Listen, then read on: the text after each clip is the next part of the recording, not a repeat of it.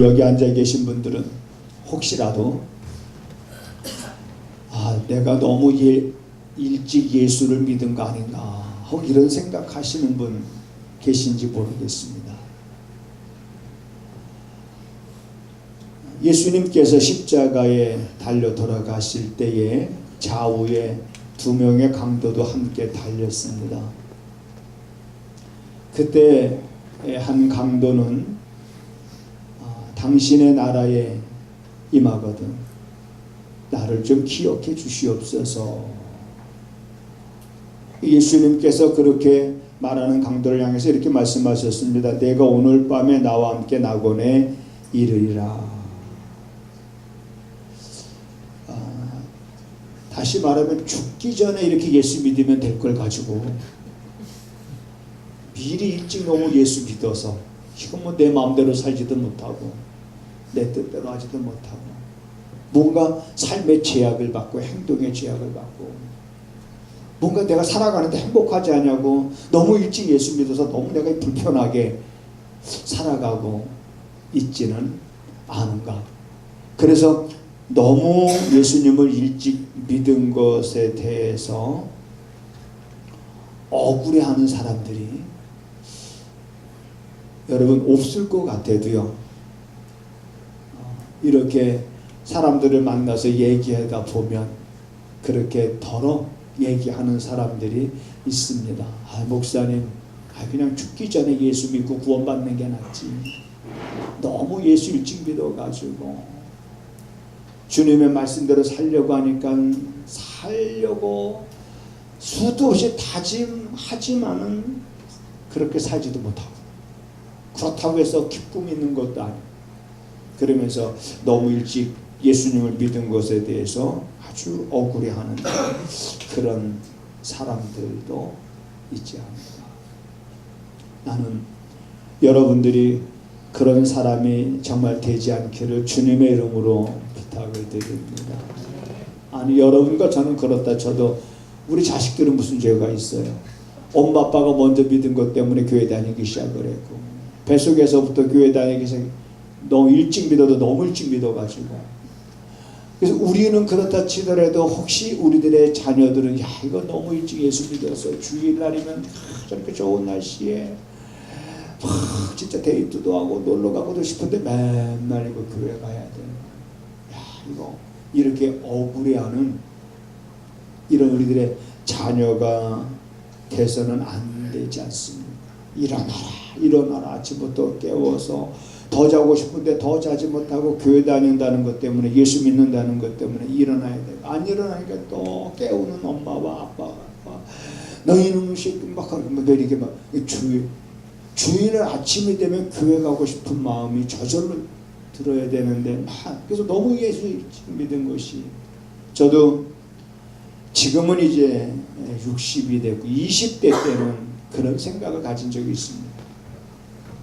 교육전도서라면서 이거 맨날 교육전도서랍시고 주일은 당연히 와야 되지만 무슨 휴일이 되면 교회 행사가 있으니까는 항상 휴일 되면 교회 행사에 교회 행사에 그러다 보니까 한때는 그런 생각들이 가끔 그러나 지금은 우리 젊은 사람들은 저처럼 그렇게 좀 깨달았으면 참 좋겠다. 너무 일찍 우리가 예수 믿은 것이 억울한 일이 아니라고 하는 거.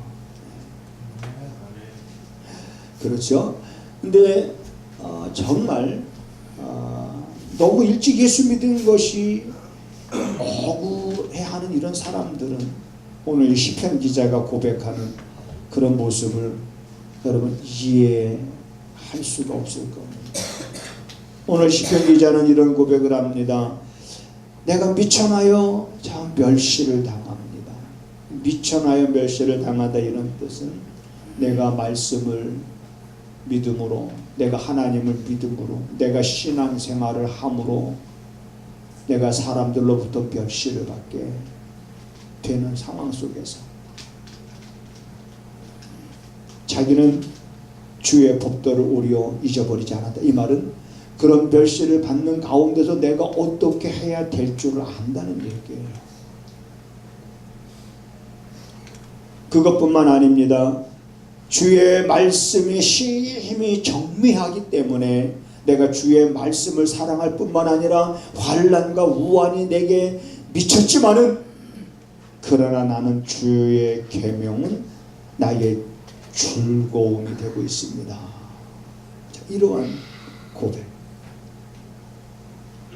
그리고 여러분 우리가 시편 119편의 말씀을 쭉 암송하면서 지금 139절까지 왔지만 이 139절을 다 암송이 아직 안 되죠. 그 중에 우리 마음속에 새겨져 있는 말씀들이 많이 있습니다만은 그 가운데 특히 오늘 본문의 말씀 가운데 이 시편 기자가 139절에 보면 이런 고백을 합니다. 한번 읽어보겠습니다. 시작. 내 대적이 주의 말씀을 잊어버렸으므로 내 열성이 나를 소멸하느니라.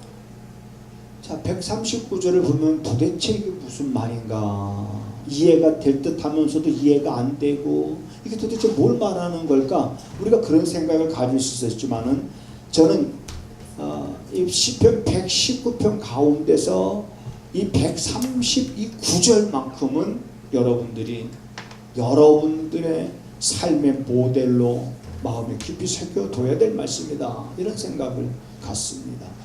왜냐하면 자, 이 139절은 이런 내용입니다. 내 대적이 주의 말씀을 잊어버렸다. 이 말은 나를 대적하는 자들이 하나님의 말씀을 멸시한다는 얘기예요. 나를 대적하는 자들이 하나님을 경외하지 않는다는 겁니다. 나를 대적하는 자들이 하나님의 말씀을 하나님의 말씀으로 여기지 않는다는 얘기예요.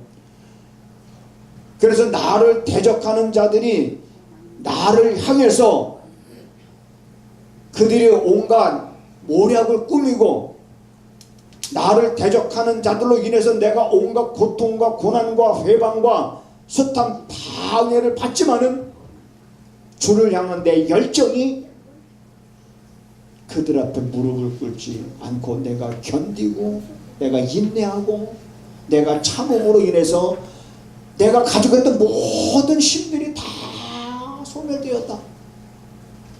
그렇다 할지라 다 소멸되었지만 그럼에도 불구하고 이 시편 기자는 주의 말씀은 나의 즐거움.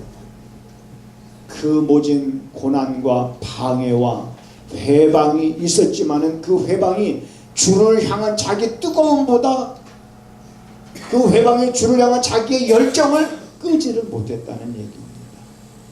그러면서 그걸 견디느라고 자기는 힘을 다 소진했다는 얘기예요. 그걸 견디느라고 나는 이제 모든 나의 힘이 다 빠졌다는 그런 얘기입니다. 그러니까 이러한 이 시편 기자의 이러한 고백은 오늘 여러분 우리들이 모델로 신앙의 모델로 이 한 구절 당신의 성경 가운데 많은 구절들을 당신의 어떤 삶의 기준으로 삼는다 그러면 어떤 말씀을 기준으로 삼겠습니까? 라고 했을 때 우리 이 139절에서 이 시편 기자의 모습 타협하지 아니하고 두려워하지 아니하고 선택의 여지가 없습니다. 갈등의 여지가 없습니다. 오직 주를 향한 그 열정으로 인해서 온갖 회방과 그리고 환난 가운데서도 자기 힘이 다 소진하고 탈진했지만 그러나 떠나지 아니하고 오히려 더욱더 하나님께로 그 마음을 향하는 이러한 시편 기자의 고백은 오늘 너무 우리가 이 편의주의 속에서 물들어 살아가는 이 시대의 많은 사람들이 이 말씀을 통해서 때로는 편의주의라고 하는 물결을 내가 때로는 힘들더라도 그걸 거절할 수 있는 이러한 것들도 오늘 우리에게 필요하지 않는가. 여러분 우리가 살아가고 있는 이 세상에 정말 우리의 신앙을 방해하는 일들이 너무나도 많이 있습니다. 교묘하기 때문에 내가 무디기 때문에 때로는 깨닫지 못하고 알지 못해서 그렇지 알게 모르게 우리들은 그런 영향을 앞으로 더 많이 받게 될 겁니다. 예를 하나 들어보면 성경은 여러분 분명하게 동성애를 반대합니다. 자, 그런데 지금 사회는 어떻게 흘러가고 있냐면 차별금지법이라고 하는 이 법을 상정을 해서 아직 통과가 되진 않았습니다만은, 자, 동성애, 그 다음에 차별금지법. 아니, 우리가 언제 동성애자들을 차별했습니까? 그들 뭐 식당에 오지 못하겠습니까? 버스를 타지 못하겠습니까? 극장에 들어오지 못하겠습니까? 뭐 교회에 들어오지 못하겠습니까? 차별한 적이 없어요. 차별한 적이 없는데도 차별금지법을 어떻게 해서든지 통과시키려고 그 물밑 작업이라는 것이 얼마나 치열한지. 그래서 그러면 그것이 통과가 되면 어떻게 되느냐? 우리 그리스도인들이 역차별을 받게 된다는, 그것 때문에 또 우리는 반대하는 거예요. 그리스도인들이 역차별을 받는다는 건 무슨 말이냐면, 동성애자들이 저한테 와서 목사님 우리 주례 좀 해주세요 라고 했을 때 나는 동성애자들 주례해 줄 수가 없다라고 하면 법에 저촉이 돼요. 이건 하나의 예지만, 우리 신앙인들이 앞으로 이렇게 불법을 행하는 사람들이 이러한 법을 제정해서 힘을 갖게 되면, 힘을 갖게 되는 것만큼 우리 그리스도인들은 신앙생활하기가 점점 입지가 좁아지고 고난을 피해갈 수가 없는 상황 속에서 우리들이 신앙생활 해야 될 그런 날들이 멀리 있는 것이 아니라 우리 눈앞에 있다라고 하는 것을 우리는 알아야 됩니다. 이 시편 기자는 그 모습 속에서 우리는 이걸 깨닫게 됩니다. 세상 사람들이 자기를 부러워하지 아니해도 나도 세상 사람들 부러워하지 않는다. 이건 우리가 복음 찬송으로 불렀던 노래 가사 가운데 하나죠. 세상 사람 날 부러워 아니하여도 나도 세상 사람 부럽지 않다. 그런데 오늘 우리 그리스도인들이, 세상 사람들이 그리스도인들을 부러워하지 않는데 그리스도인들은 세상 사람들이 부러워서 그 세상 사람들을 따라가고 세상 사람들이 하는 걸 같이 하고 싶어하고 그들이 행하는 걸 쫓아가고 세상 사람들이 하는 걸 다 하려고 하고 세상 사람들을 미치도록 부러워하는 그런 그리스도인들의 연약한 모습을 우리가 지금 살고 있는 시대에서 많은 그리스도인들의 모습에서 보게 됩니다. 우리가 찬양을 들을 때 주 예수보다도 귀한 것은 없네. 정말 나는 내가 그 노래 부르는 가사처럼 나는 정말 주 예수보다도 귀한 것이 없고 오직 내게는 오직 예수뿐인가. 세상 즐거움과 세상 자랑과 세상 행복과 세상 명예와도 그 어떤 것과도 나는 바꿀 수가 없다라고 우리가 노래는 하지만 정말 그런가. 나는 지금 충분히 예수님 한 분만으로 나는 정말 만족하고 예수님 한 분만으로 나는 정말 부족함 없이 나는 정말 살아가고 있다는 것을 나는 사람들 앞에 보이며 살아가고 있는가. 이제 여러분 불법이 힘을 얻으면 그리스도인들은 생각지도 못했던 고난을 당하게 됩니다. 그러게 되면 우리 예수님께서 우리에게 하셨던 말씀 가운데 너희가 나로 인하여 세계 모든 민족에게 미움을 받을 것이다 라고 하는 말이 마음에 와닿을 겁니다. 왜 예수님 믿는 것 때문에 고난을 당해야 되는가? 우리가 예수님을 믿는다는 것 때문에 될 수 있으면 양심적으로 살려고 하고 착하게 살려고 하고 될 수 있으면 거짓말 안 하고 될 수 있으면 베풀며 살려고 이렇게 사는 사람들이 왜 고난을 당해야 되는가? 어쩌면 예수님은 그런 날들이 있을 것을 보시고 우리에게 그렇게 말씀하신 것이었을 것입니다. 너희가 나로 인하여 모든 민족에게 미움을 받으리라. 아직까지는 그런 날들이 우리에게 오진 않았지만 그럼 앞으로 어떤 날들이 우리에게 올지 모르기 때문에 여러분 우리들은 지금 내가 어떻게 내가 살아야 되느냐, 내 삶에 주어진 시간 속에서 나는 어떻게 신앙생활을 해야 되느냐라고 하는 분명한 내 신앙의 어떤 그러한 모습을 분명하게 그려놓고 그걸 내가 바라보면서 나가지 않으면 안 됩니다. 노아는 하나님께서 물로 심판하신다는 그 말씀을 바라보고 그의 남은 생애를 잘 질주했습니다. 그것을 바라 한시도 그 말씀에서 눈을 떼지 아니하고 그랬던 노아의 가족만 증거를 얻었지 않습니까? 여러분, 두려워할 필요는 없습니다. 겁낼 필요도 없고 우리가 이러한 고난보다도 이 시편 기자가 고백했던 환난과 우환이 내게 미쳤지만은 그러나 나는 주의 계명은 나의 즐거움이라고 고백했던 이 시편 기자가 이렇게 고백할 수밖에 없었던 그의 신앙의 모습을 우리가 더듬어 보면 우리도 이와 같은 동일한 고백을 할 수 있는, 왜? 동일한 하나님을 우리가 믿고 있기 때문에.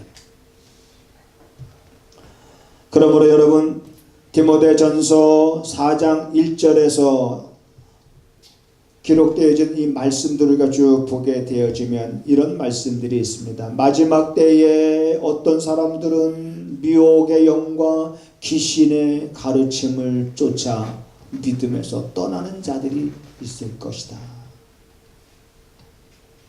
그러면서 5절쯤에 가면 오직 우리 그리스도인들은 말씀과 기도로 거룩하여 지면이라. 말씀, 하나님의 말씀을 우리 마음에 새기고 내 마음에 두는 일을 게을리하지 아니하며, 그래서 이제는 그 어떤 죄악도 나를 주장하지 못하도록 자기 자신에 대해서 엄격해야 됩니다. 자기 자신에 대해서 엄격한 잣대를 들이대고 엄격하게 그 어떤 죄악이 나를 주장하지 못하도록 우리는 말씀을 통해서 그러한 것들을 분별할 수가 있을 것입니다. 이건 아니로구나 라고 하는 것들이 나를 주장하지 못해요. 이건 아닌데 하면서 그거에 끌려가지 마시고, 이거 아닌데 그러면 그 아닌 것에 끌려가지 마시고, 아닌 것에 대해서 엄격한 잣대를 대고 우리는 그걸 무심하게 흘려보내든지 관심을 갖지 않다든 우리 분명한 태도를 갖지 않으면 안 됩니다. 분명한 태도를 우리 그리스도인들은 가져야 됩니다. 요즘은 참 많은 사람들이 바쁘게 살아갑니다. 정말 바쁜 것 같아요. 뭐 저도 이렇게 주일 지나고 나면 금방 또 뭐 일주일이 지나가 버려요. 이제 저희 나이 기준으로 보면 시간이 이제 60km로 달려가니까 굉장히 빠르죠. 네. 빨리 지나갑니다. 바쁜 것이 죄냐? 바쁜 게 왜 죄가 되겠습니까? 우리가 바쁘게 산다는 것은 죄가 아닙니다. 그러나 우리가 바쁘게 살기 때문에 여러분 기도해야 된다는 것입니다. 우리가 바쁘게 사는 사람들이기 때문에 하나님의 말씀을 묵상해야 된다는 겁니다. 바쁘기 때문에 기도해야 되고, 바쁘기 때문에 말씀을 묵상해야 되고, 바쁘다는 것 때문에 기도하지 아니하고 주의 말씀 묵상할 시간 없다고 묵상하지 아니하고, 그러면 도대체 우리가 바쁜 가운데 어떤 것이 내 삶의 기준이 돼서 내가 그렇게 바쁘게 나가다 보면 자기도 모르게 바쁜 시간의 교정 속에서 발을 잘못 들여놓게 되고, 한참 바쁘게 달려왔는데 바르게 달려왔나 우리가 되돌아보면 과연 그 되돌아왔던 그 길이 정말 하나님께서 기뻐하실 만한 길로 내가 달려왔는지를, 그래 끊임없이 우리들은 말씀과 기도가 내 삶의 균형을 이루어야 됩니다. 그래서 말씀과 기도는 마치 뭐와 같냐면, 여러분 요즘에는 유원지 같은데 이렇게 이제 유원지나 가야 그 물가에 호수에 배를 띄워놓고 노를 이렇게 져서 이제 물놀이 하지 않습니까? 노를 짓는. 근데 여러분 노를 짓는 거 노 접었습니까? 노, 이 배에 이렇게 노, 양손으로 이렇게 노를 접으신 분 한번 손 한번 들어요. 아, 근데 경험 있으신 분이 있네요. 근데 노 짓는 게 이게 처음에는 어렵습니다. 그런데 조금만 이제 방법을 알면 아주 쉬워요. 저희는 고등학교 때, 뭐 중학교 때 인진강에 그 나룻배가 있어도 다리가 녹기 전이니까 어르신들 배로다가 이렇게 건너다 드리고 하는 이런 일들 우리는 재미삼아 그냥 그 일을 했습니다. 예. 그런데 이 노를 똑같이 힘을 줘서 양쪽 왼손으로도 같이 똑바로 이렇게 쳐야지 오른손에 힘이 더 들어가면 배가 어떻게 돌아가요? 자꾸 이쪽으로 방향으로 그러면 일로 들어가니까 또 왼쪽 막 지금 배가 일로 들어가고 그 목표 지점은 저쪽인데 이거 배는 왔다 갔다 이 방향을 못 잡는단 말이에요. 그러니까 왼손과 오른손은 기도와 말씀이에요. 기도와 말씀으로 내가 가고자 하는 그 목적 지점이 어딘지를 분명히 확인하고 저 목적 지점으로 가기 위해서 내가 어떻게 노를 줘야 되는지 차곡차곡 우리가 이 노를 줘서 배가 그 목적 지점까지 잘 가듯이 우리 신앙생활의 균형은 여러분이 기도와 말씀이지. 너무 기도는 안 하고 말씀만 보더라도 말씀 이러다 보면은 또 신비주의자들이 생겨나기도 하고 말씀을 또 자기 마음대로 또 해석하는 일들이 생겨나기도 하고 또 너무 또 뭐 말씀은 또 등하시고 기도가 최고돼 기도만 또 이렇게 하는 사람들 치고 또 욕먹지 않는 사람도 별로 없습니다. 교회에서. 근데 기도는요 여러분 이렇게 생각해야 됩니다. 꼭 교회 나와서 꼭 무릎 꿇고 하는 물론 이런 것도 필요한 거지만 성경에서 우리에게 말하는 기도는 쉬지 말고 기도하라는 거예요. 아니, 쉬지 말고 기도하라는 거는 무슨 말인가? 그죠? 너희가 항상 기뻐하라. 쉬지 말고 기도해라. 범사에 감사하라. 쉬지 말고 기도하라는 건 아무 일도 하지 말고 기도하라는 얘기는 아닙니다. 무슨 의미입니까?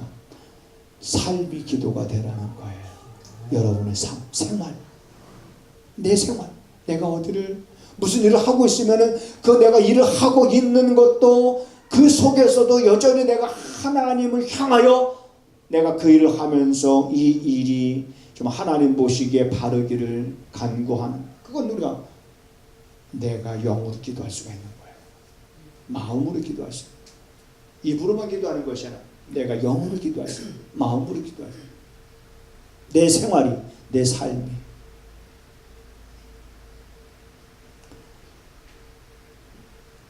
이러한 말씀과 기도는 우리가 끊임없이 하나님과 소통할 수 있는 유일한 길입니다. 하나님과 소통이 막히면 사람도 사람과의 소통이 막히면 지금 뭐 사람들이 난리지요. 국민들은 이게 피부에 와닿지 않는데 경제가 성장했다는 것이 국민들은 피부에 와닿지 않는데 대통령은 경제가 성공적으로 가고 있다고 지금 얘기하고 있어요. 난리입니다. 도대체 저 대통령에게 바른 말을 할 사람이 누가 있느냐. 뭐 이런 얘기 하자 그러면 아니 없지만 좀 약간 답답해서 하는 얘기이기도 하지만 여러분 소통이라는 건 이래 중요한 거예요. 사람과 사람 관계 속에서도 이런 소통이 없으면 서로 다른 길로 갑니다. 하나님과의 우리의 소통을 중요하게 여겨야 됩니다. 이거는 기도와 말씀이라고 하는 거예요. 그러므로 이제 우리는 끊임없이 말씀과 기도에 대해서 늘 내 삶이 기도가 되어야 되고 하나님의 말씀을 주야로 우리가 묵상. 여러분 암송에 대해서는 너무 부담 갖지 않기를 나는 바랍니다. 암송했다고 해서 그 암송한 것이 내게 힘이 되고 하는 것은 그럴 때도 있겠지만 암송 못해서 어떡하지? 암송하면서 그럼 나중에 그 암송 못한 것에 대한 부담감. 그리고 우리 또 신앙생활에 이것도 그러니까 암송하는 목적이 뭐냐? 묵상하기 위한 거예요. 늘 말씀을 묵상해요. 묵상. 그 뜻을 알고 의미를 알고 그 속에서 하나님에게 말씀하시는 걸 깨닫고 그분의 음성을 듣고 그 말씀이 어떤 의미가 있는지를 우리가 그걸 알고 그래서 그 말씀대로 나고자 하는, 그래서 끊임없이 우리가 말씀을 묵상하는 것이 그렇게 상속하는 거예요. 말씀을 주야로 묵상하는 자가 복이 있다라고 성경이 말하는 것은 괜히 어떤 여백을 채우기 위해서 그런 말을 써놓은 것이 아닙니다. 우리는 주야로 주의 말씀을 묵상하는 자가 복이 있다는 것에 대해서 나는 여러분들의 삶이 증거가 될 수 있기를 주님의 이름으로 부탁을 드립니다. 오늘 말씀의 결론은 이겁니다. 139절이에요. 내 대적이 주의 말씀을 잊어버렸으므로 내 열성이 나를 소멸하여 내 열정이 나를 소멸했다. 주님을 향한 그 열정이 있음으로 인해서 나의 신앙을 끊임없이 집요하게 방해하고 회방하는 그들 앞에 내가 무릎을 꿇지 않음으로 인해서 내가 고통을 당하고 내가 내 힘이 소진하고 나 자신이 죽어가고 내가 이렇게 소멸되었다. 그럼에도 나는 믿음을 따라서 살았다라고 하는 이런 고백이잖아요. 이런 고백을 여러분과 제가 늘 할 수 있기를 정말 소원하면서 나는 여러분들이 세상에서 정말 그리스도인으로 살아갈 수 있기를 주님의 이름으로 부탁을 드립니다.